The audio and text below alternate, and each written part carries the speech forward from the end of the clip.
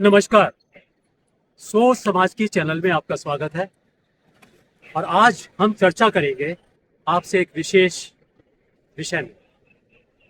और आज का जो टैगलाइन है वो ये है कि फर्क साफ दिखता है। और ये जो विषय है वो है, एक कुछ दिनों पहले एक नेपाली लड़की ने एक कर्नाटक के इंजीनियरिंग कॉलेज में आत्महत्या की।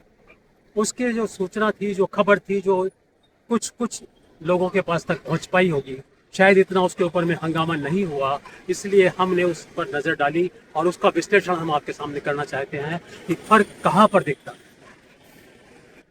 इस घटना में हुआ ये कि एक नेपाली लड़की ने अपने एक सहपाठी के कुत्सित प्रयासों से तंग आकर और उसके बर्ताव से, व्यवहार से घबरा कर आत्महत्या कर ली अपने हॉस्टल में।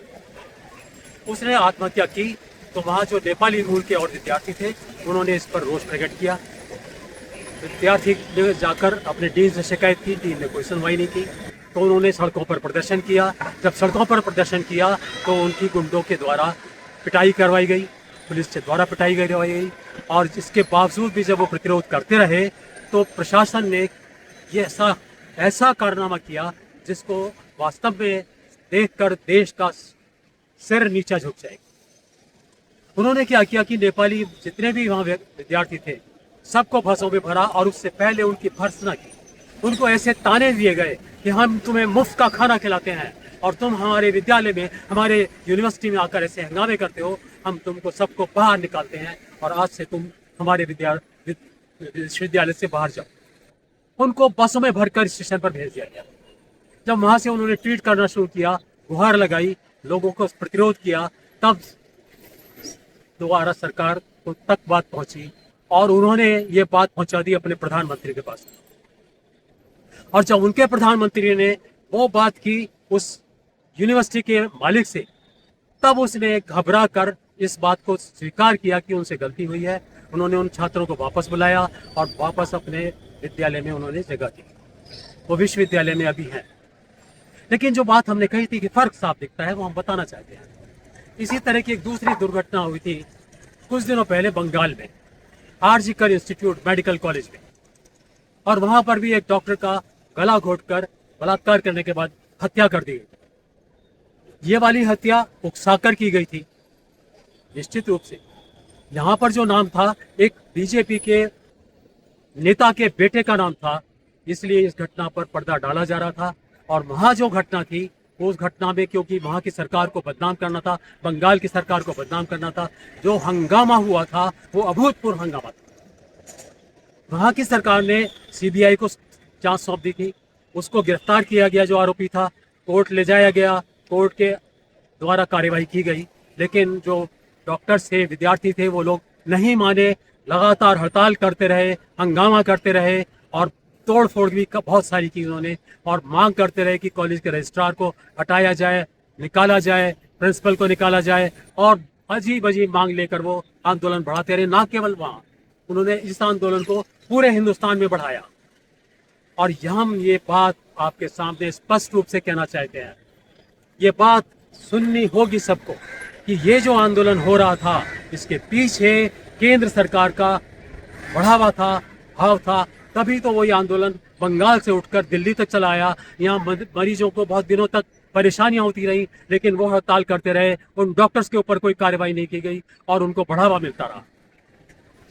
दूसरी ओर ये वाली दुर्घटना थी जो नेपाली लड़की के साथ हुई, उसको निकाल दिया विश्वविद्यालय से, कोई सुनवाई नहीं, केंद्र सरकार ने कुछ नहीं बोला, जबकि नेपाल के प्रधानमंत्री ने हस्तक्षेप किया वहां तब भी। इसके बावजूद भी अभी तक केंद्र सरकार की ओर से कोई हस्तक्षेप नहीं हुआ है कि ऐसा क्यों हुआ। इसमें अवश्य कार्यवाही की जानी चाहिए, क्योंकि इसमें एक लड़का जिसका नाम सरेआम आ रहा है, उसकी वीडियो वायरल हो रही है और वो साफ है इस बात का कि उसने उस लड़की को धमकाया था, उसके साथ दुर्व्यवहार किया था, उस वजह से सताए जाने पर उसने आत्महत्या की थी। लेकिन उसके ऊपर कोई कार्यवाही नहीं, उसके ऊपर कोई कार्यवाही नहीं हुई। लेकिन दूसरी ओर ऐसे हंगामे तो हमारे देश में बहुत बार होते हैं और सब पे कार्रवाई होती भी है। और जब कभी सरकार की मर्जी से होता है कार्यक्रम तो उस पर कोई कार्रवाई नहीं होती। हमारा कहना और विदेश उद्देश्य ये है आपके सामने, हमारा कहना ये है कि क्यों हम ऐसा करते हैं, हमारे लिए नेपाल की सरकार की कोई कीमत नहीं है। हम साफ साफ शब्दों में कहते हैं कि वो एक छोटी सरकार है, हमारे लिए इतना महत्वपूर्ण नहीं है। और इस तरीके से हम देख रहे हैं कि हमारे सारे पड़ोसी देशों के साथ संबंध खराब होते जा रहे हैं। नेपाल हो, श्रीलंका हो, बांग्लादेश हो, म्यांमार हो, या पाकिस्तान हो, या चाइना हो, अपने सभी पड़ोसी देशों से हमारे संबंध बारी बारी से खराब होते जा रहे हैं। लेकिन हमें चिंता रहती है कतर की, चिंता रहती है अमेरिका की, हमें चिंता रहती है इजराइल की, हमें चिंता रहती है रशिया की। और ऐसी तरह से हम उन देशों से हम अपना बढ़ाव चाहते रहते हैं जहां हम चाहते हैं कि हमारा नाम इतना फैलना चाहिए कि भारत एक महान देश है। और जो पड़ोसी देश हैं भले ही छोटे हैं तो हमारे संपर्क उनसे हमेशा अच्छे रहे हैं। लेकिन अब ये संपर्क बिगड़ते जा रहे हैं। जब से ये सरकारें आई हैं तब से ये देखा जा रहा है कि बार बार बार बार इन चीज़ों को